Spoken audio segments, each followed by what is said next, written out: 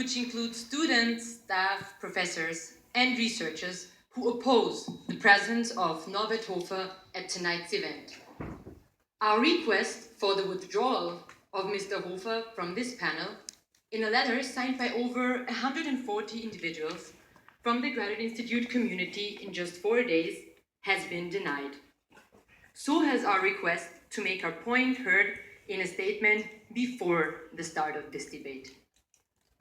While we're confident that the academic audience in this room has listened to his words from a critical point of view, we wish we could have raised awareness on Hofer's background beforehand in an effort to reveal what a soft language and smiley face are hiding. In the far-right extremism of the 21st century, exclusionary discourse camouflages its intentions of putting forward a racist and xenophobic agenda. Norbert Hofer is part of the far-right-wing populist party FPÖ, which is spreading racism, Islamophobia, homophobia, and sexism among the people living in Austria. There is a long list of FPÖ politicians who have been by final decision convicted of the denial of the Holocaust, hate speech, and nationalist socialist offenses. He and his party members regularly wear the blue cornflower, which was the secret symbol for the outlawed Nazi party in Austria during the 1930s. Inviting Norbert Hofer is a contradiction to European commitment opposing its fascist past, and therefore we believe that the Institute is losing sight of the consequences of this invitation. Dear Graduate Institute, I am standing here as a daughter of 2 refugees from Bosnia and Herzegovina who was raised in Austria.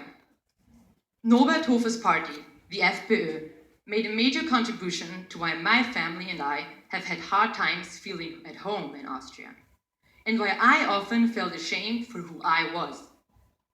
I still remember very well when I was the only student in my high school class that didn't have the Austrian citizenship. My teacher called me a bastard, and the class burst out laughing.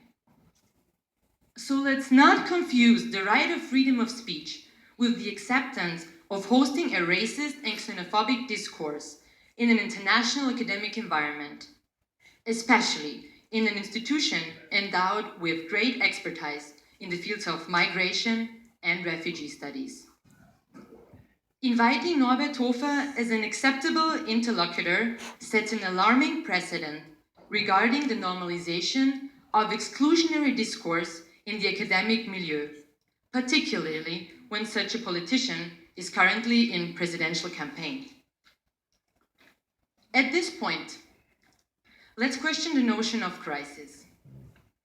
80% of the refugees are living in the global south, while only 6% are in Europe. Those who are in Europe only represent 0.2% of the European population.